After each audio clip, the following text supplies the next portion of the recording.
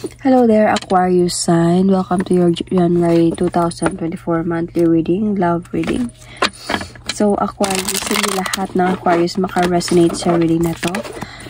Okay, takes what resonates and leave the rest. Okay, cross-watchers, pwedeng kayo to, hindi sila Aquarius. So, Aquarius sign, please do check your other placement. Your sun, your moon, your rising, your Venus sign. Dahil pwedeng doon kayo maka-resonate at or sabihin na natin na pwedeng mag-connect doon yung reading nyo as well. So, however, maka-resonate pa din kayo. So, Aquarius, this is your January 2024 reading. Ano yung mga pwedeng mangyari this January 2024 for your love reading?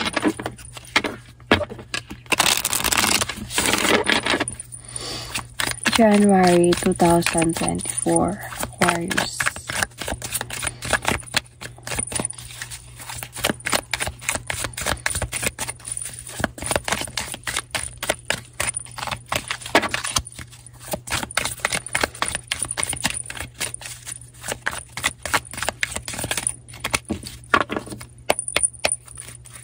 Aquarius, January 2024.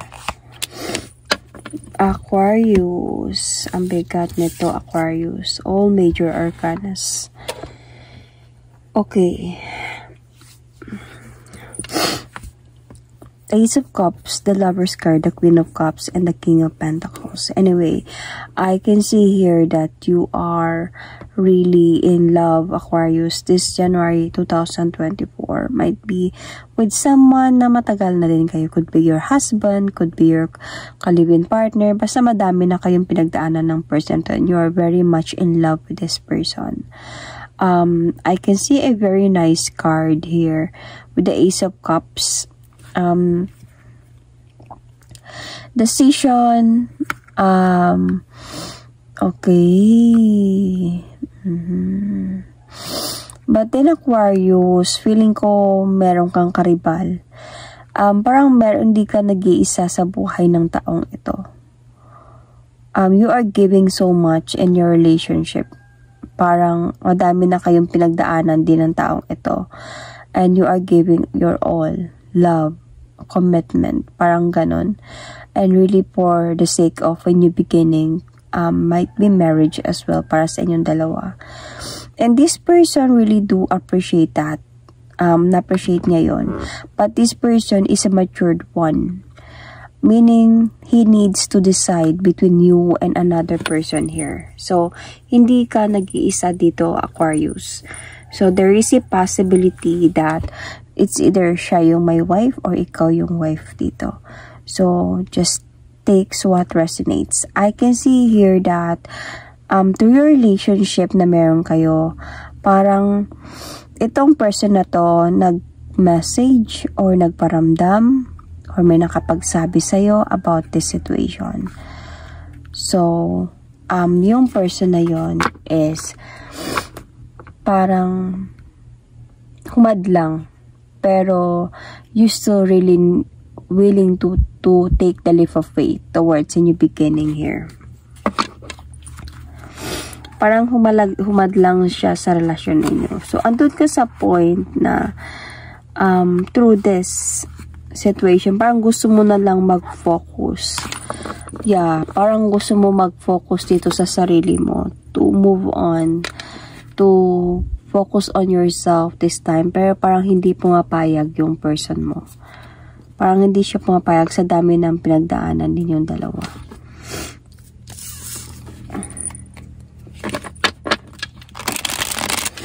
So, let's see more.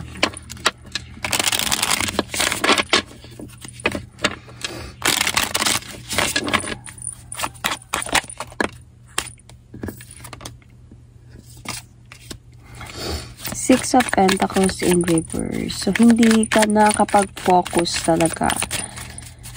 Parang imbalance yung situation talaga dito.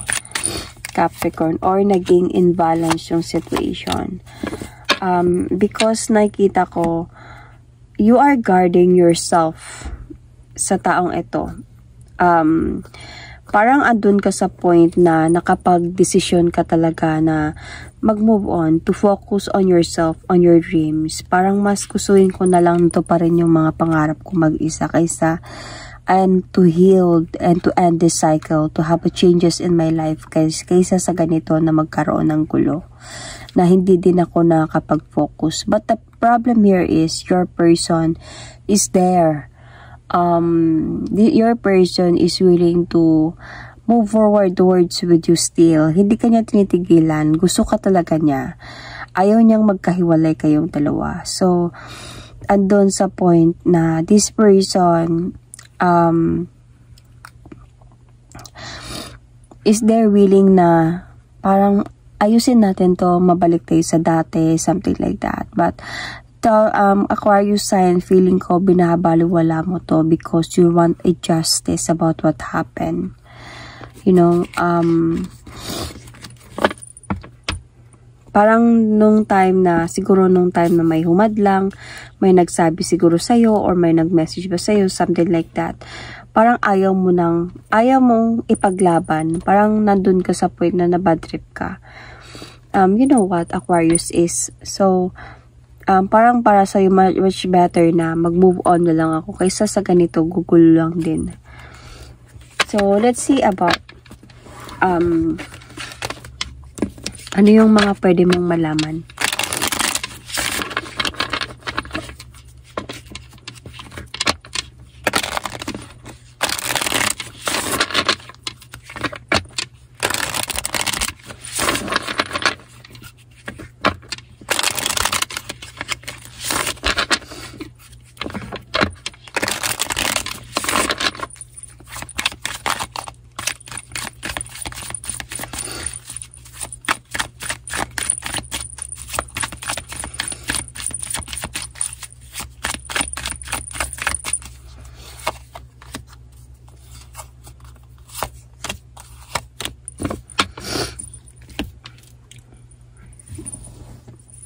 Okay. Ano yung mga pwede mong malaman? So, I can see here that with the Four of Cups, hindi mo pa rin tatanggapin yung offer ng person mo, but your person mo is still there willing to move forward towards with you. So, ito yung mga pwede mong malaman this time. Pero pwedeng magkakaroon talaga dito ng conflict, arguments, gulo. Because of this person na meron ata siyang responsibility as well as he's there willing to move forward towards with you. Kinakausap ka niya. And you are not sure anymore about the situation or the relationship kasi mabigat. Honestly, mabigat siya para sa'yo. Parang problema siya sa'yo na iniiwasan mo. Andun sa point na ayaw mo ng ganitong kabigat na problema. Andun sa point na you want this person to be matured enough to think kung sino talaga yung karapat-dapat, and you don't want to beg on this kind of relationship. So with the Strength card, andun sa point that you parang naglakas ka talaga dito ng loob na to end the cycle, to have a changes in your life talaga. At dun sa point na kahit itong person na to, parang gusto niya na nandyan ka, ayaw niyang umaulis ka, ayaw niyang maghiwalay kayong dalawa. Pero parang ikaw din naman, ayaw mo din naman kasi mahal mo yung tao. Pero naglakas ng loob ka na ipakita sa kanya na ayoko ng ganito hanggang nagkakaroon kayo ng arguments dito. Dahil honestly, meron ng option dito or you think that naging option ka na sa buhay niya. Kasi nga merong humadlang, merong somebody. Might be this is someone, an ex or someone na nalaman mo. Meron siyang asawa or meron siyang iba. Parang ayaw mo makipag-compete. And I think yun yung best way to say. You don't want to compete in a relationship. You don't want to beg. Kung mahal mo ako, dapat ako lang. Dapat hindi ka nagkaroon ng iba. Or kung mahal mo ako, dapat naging honest ka sa akin. And dapat you need to choose kung sino sa amin dalawa. And hindi ako yung tao na mag-beg sa'yo na ako na lang yung piliin mo or something like that, na tayo na lang, or to be there for you to fight for our love, na I will stay and that person will leave. So I would better to leave and to focus on myself and to see kung gaano mo ako kamahal. Parang ganun yung sa part mo, kasi hindi mo tinatanggap yung offer niya noong time na nalaman mo na it's either meron siyang asawa or it's either na meron siyang iba. Okay, so let's see about the positive outcome here.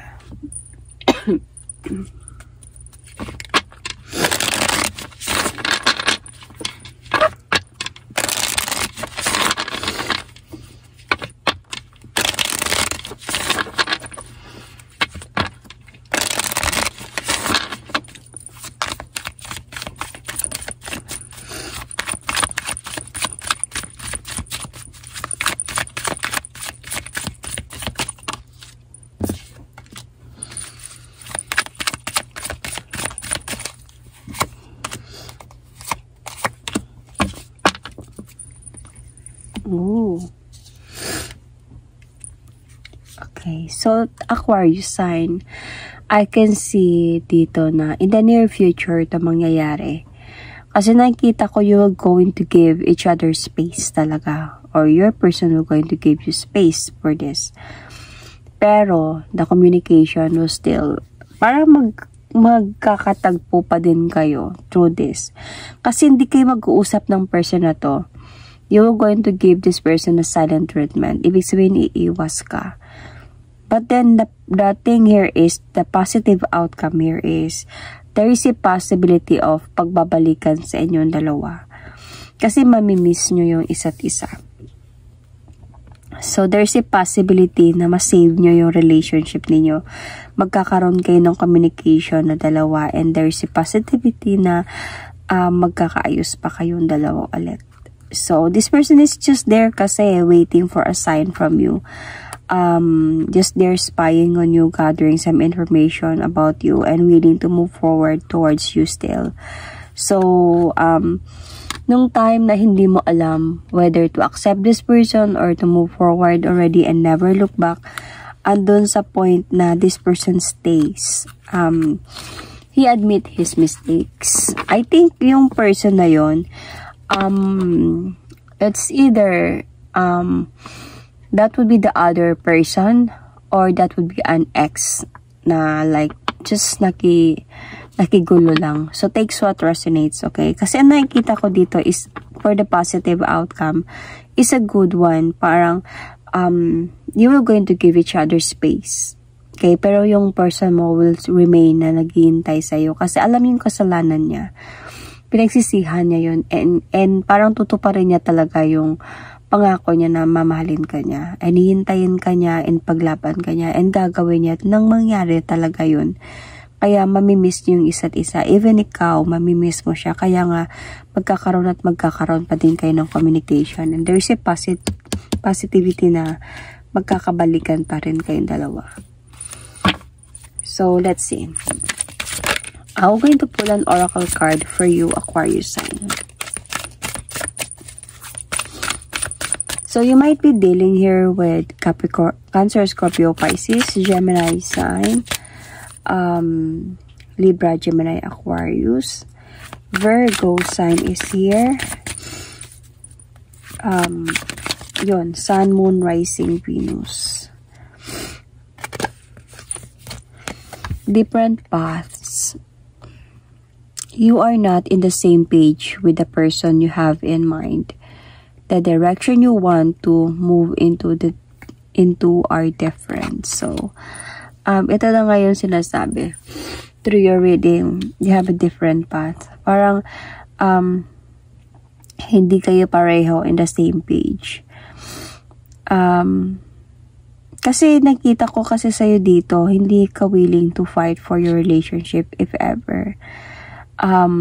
the direction you want to move into are different. So, I think that hindi kayo nagkaintindihan kasi nagkaroon kayo ng conflict and arguments dito eh. So, parang andun sa part na meron pa ding pride and ego dito sa Aquarius sign. Of course, Aquarius will always be Aquarius. Matigas yung mga Aquarius. Somehow rebellious talaga yung mga Aquarius. So, hindi kayo magkakaroon talaga ng same direction.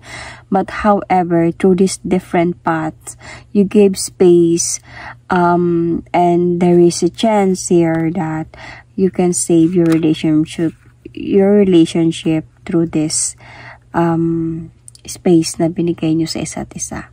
So that is my reading for you, Aquarius. Thank you and God bless.